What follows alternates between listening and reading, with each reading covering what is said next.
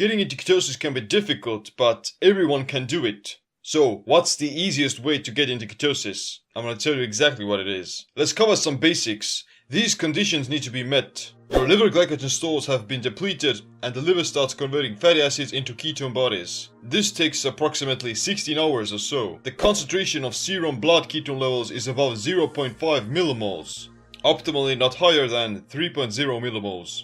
Blood sugar and circulating insulin have dropped significantly, while not causing a hypoglycemic response. You can accomplish it with either fasting for a longer period of time or by restricting your carbohydrate intake to a bare minimum for several weeks. Both of them are almost identical. Fasting induces ketosis and a ketogenic diet mimics the physiology of fasting. But there's a difference between fasting ketosis and nutritional ketosis. They're quite similar, but there's still some differences. The only distinction is what physiological state your body is in. Fasting ketosis. You haven't consumed any calories for about 24 plus hours, and because of that you experience higher levels of ketones. In addition, you've elevated the metabolic pathway called autophagy that causes cellular repair and maintenance. Nutritional ketosis. You've established ketosis by restricting your carbohydrate intake, and you've depleted your liver glycogen that way. You're still creating ketone bodies and using them for energy, but because you're eating and because you're in a fat state, you suppress autophagy. While getting into fasting ketosis takes about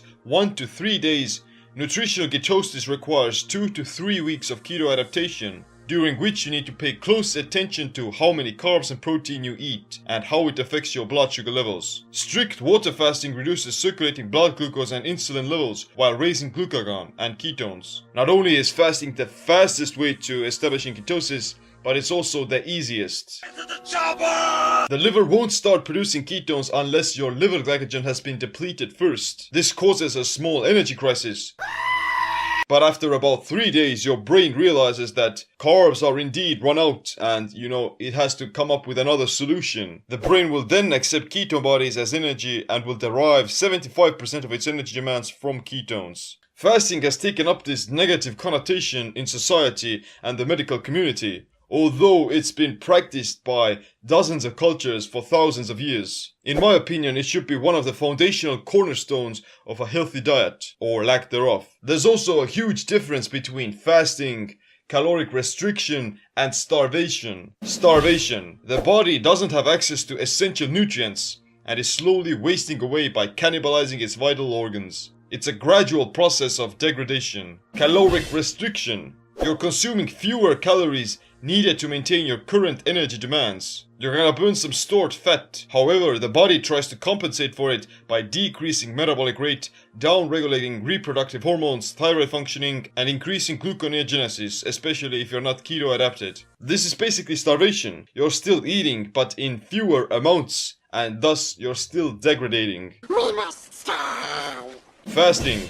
Despite not having consumed any calories, your body is still nourished. By shifting into ketosis, you'll be burning body fat for energy exclusively. Ketones are protein sparing and they give more energy to the brain. Thus, you preserve all of your vital organs and lean muscle tissue. Fasting doesn't equal starvation because once you shift into ketosis, you have access to your own body fat. With caloric restriction, this shift won't happen. You'll still remain in a fat state, but you're still malnourished, and your body basically thinks it's starving. We can't eat solid food. You're actually better off by consuming no food at all, instead of feeding yourself in inadequate amounts. That's why people who experience malnutrition burn off their muscle, but they still have quite a lot of body fat on them. They're starving and they're not in ketosis. Therefore, they get skinny fat. This applies to both physical and mental aspects. I've done intermittent fasting for years and I've also done a few 3 to 5 day fasts over that time. And I must say that it's not difficult at all. Hunger becomes less of an issue the longer you fast. The more your body adapts to ketones,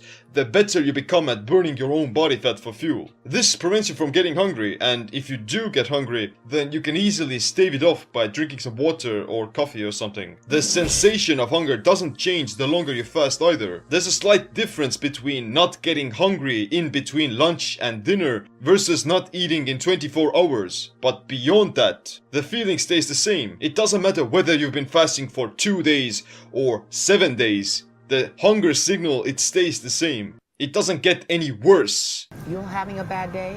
Did you die? Hunger also follows a circadian pattern that's linked to your habitual way of eating. You get hungry in the morning because you've taught your brain that, hey, that's the time you usually eat something. And your brain is already expecting to get some food. And that's why you get hungry in the morning. But did you die? And that's why snacking in between meals is not a very good habit. You'd be better off by eating once and be done with it, so your body could be forced to burn its own fat. It's easier to fast. It's easier to fast to prevent hunger. It's easier to fast to lose weight. It's easier to fast to get into ketosis. But you can't fast for the rest of your life. The longest recorded fast lasted for 382 days, during which an Irish man went from 456 pounds to 180 pounds. So he lost 276 pounds. You can get into ketosis by fasting for 3 to 5 days already. Going any longer than that can actually be counterproductive. Whatever the case may be, if you want to shift from fasting ketosis to nutritional ketosis, then you need to start eating a well-formulated ketogenic diet. It means after you break a fast, you have to continue eating low-carb, high-fat meals. Eating a ketogenic diet should be done as a long-term thing, because you'll start reaping all the benefits of keto adaptation only after a few months. That's when you really start to change your body's physiology. Limbus.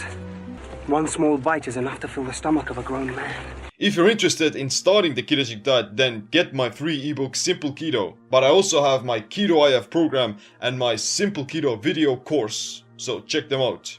Anyway, click the like, subscribe, notification bell as well. My name is Seem. Stay adapted, stay empowered. Sometime your heart stop, start up again. Read a book.